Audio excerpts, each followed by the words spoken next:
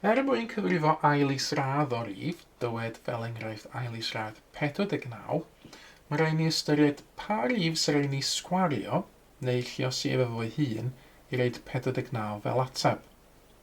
Wel fan hyn, mae rhaid i'r ateb fod yn 7 oherwydd os dwi'n sgwario 7 di sgwario yn golygu gwneud 7 lliosi fy 7, dwi'n cael 49 fel ateb. Yn yr un modd, byddai Ail Isradd o 25 yn gorfod bod yn 5, oherwydd ar ôl sgwario 5, sef gwneud 5 lliosi fy 5, dyna sut dwi'n cael 25 fel ateb. Felly mae Ail Isradd, os hoffech chi, yn dad wneud sgwario. Mae sgwario ac Ail Isradd yn ddwy ochr o'r un geiniog. Swm bach mwy cymhleth, beth am ystyried beth fyddai Ail Isradd 36, a dio 3 di sgwario ac yna tynnu Ail Isradd 64. Wel yn fan hyn, mae rhaid ni ystyried y darnau unigol o'r swm a gweithio hein allan ar y wahân yn gyntaf. Ail Isradd 36 yn gyntaf, wel pa rif sydd yn sgwario i reid 36? Wel, yr ateb fan hyn ydy 6, a 6 di sgwario, 6 lliosi 6 yn 36. Wedyn dwi'n adio ymlaen 3 di sgwario, sydd yn golygu gwneud 3 lliosi fy 3, mae hynny yn 9. A wedyn dwi'n tynnu ffwrdd Ail Isradd 64. Wel yn fan hyn, pa rif ar ôl i sgwario, sydd yr ateb 64, yn fan hyn, yr ateb ydy 8. Mae 8 di sgwario, 8 lliosi 8 yn 64.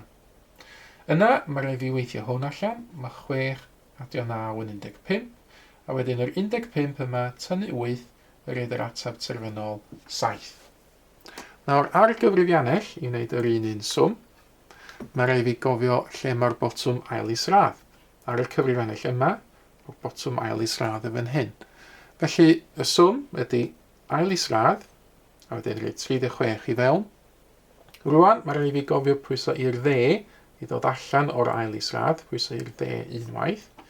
Wedyn, cario ymlaen, teipio'r swm allan, adio 3 di sgwario, 3 ydy mae botwm sgwario fan hyn, 3 di sgwario, ac yna tynnu ffwrdd Ail Isradd, a wedyn 64.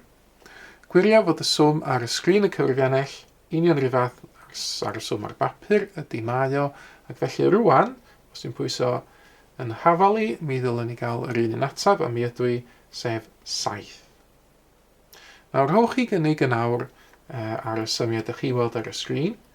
Ceisiwch gwneud hein hefo pensil y phapur yn gyntaf, ac wedyn, os ydych chi'n gallu gwirio'ch atebion drwy deipio yr un symiau fewn ar y gyfrifiannell.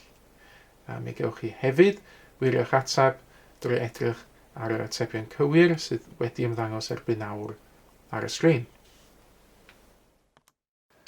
Mae mwy o fideos adolygu ar gael ar ein sianel YouTube Adolygu Mathemateg.